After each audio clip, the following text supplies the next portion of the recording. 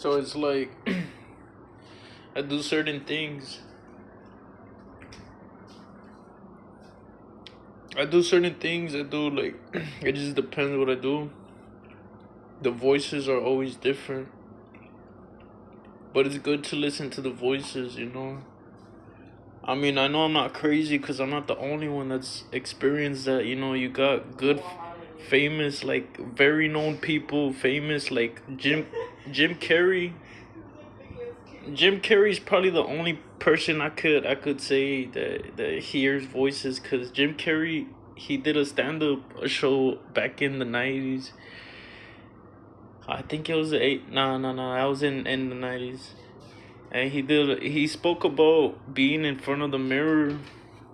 And when he would shave himself, he would talk about like, oh yeah, I'm gonna cut my like. He wanted to cut his tongue, but he was ignoring that voice.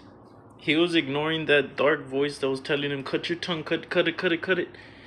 And what I'm trying to say is that if you're one of those people that has a voice telling you like, oh this that, you can improve that. You can work with that.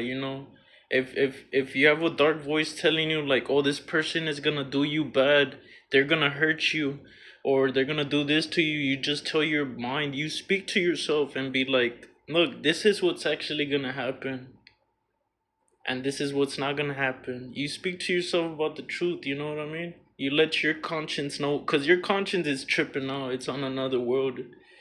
But that's how you connect yourself with yourself, your spirit, your inner self.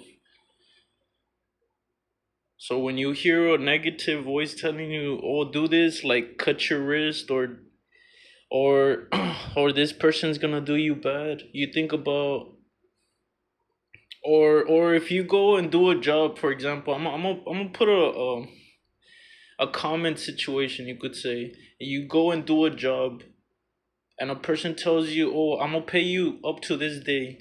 Most people are subconscious and they feel like, oh yeah, like it's too good to be true. So it'll come to that day where it's like, oh I don't think this guy's gonna pay me, because it goes the day where he has to pay you and like still nothing's going on, like.